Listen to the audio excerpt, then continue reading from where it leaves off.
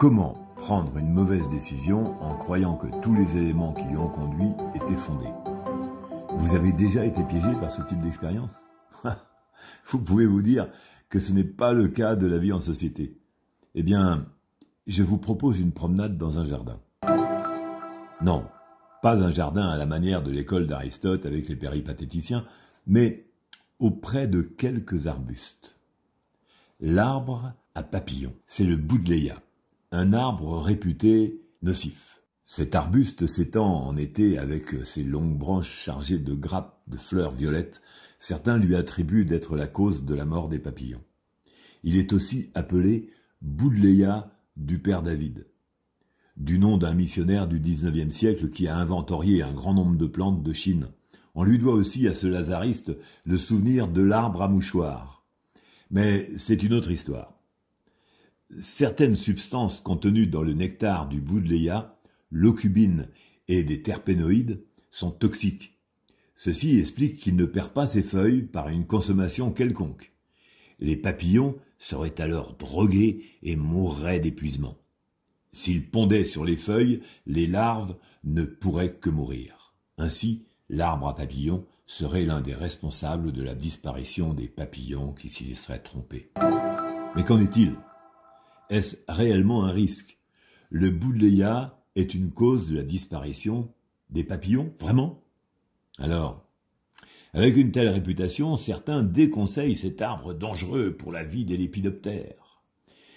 Il y a querelle de spécialistes et aucun argument d'autorité ou de science ne serait venu trancher. À croire que, selon certains, depuis des millions d'années d'évolution à la nature, la grande famille des papillons ne se serait pas accommodée de son environnement. En réalité, si les papillons vont en effet passer sur les fleurs, ils ne vont pondre que sur les plantes qui permettent à leur progéniture de prospérer, pas sur l'arbre à papillons. À considérer, cependant, que vous vouliez n'avoir que des Buddleia dans votre jardin. Vous ne serez pas étonné que les papillons ne feront que passer, peut-être la première année, mais qu'ils abandonneront votre jardin, à moins que vous ayez d'autres délices à leur proposer. Le risque pour les papillons est donc nul. Les qualités des Buddleia sont multiples.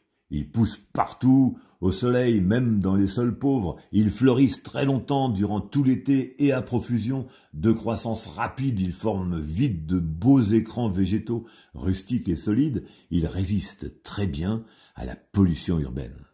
Simple d'entretien, ils se taillent court au printemps. Alors, permettez-moi une réflexion. Est-ce au regard d'un risque que nous devons exclure? Nous ne pouvons prendre de décision, qui plus est radicale, au regard de l'idée d'un risque. De plus, nous ne pouvons pas non plus vivre en subissant les élucubrations liées à l'affirmation péremptoire d'un risque, qu'il soit mesuré par une amplification émotionnelle ou une évaluation statistique. Ne serait-ce pas plutôt en sachant anticiper et composer qu'il faut vivre? Si vous voulez des papillons et des arbres à papillons, il suffit que vous sachiez composer avec d'autres plantes et arbustes. Et vous ne vous priverez de rien. Quand on dit « il y a toutes les raisons de faire ça », c'est la confusion des sentiments qui conduit la pensée. C'est la motivation de l'affect, de l'émotion. On est bien loin de l'usage de la raison qui fait la rationalité.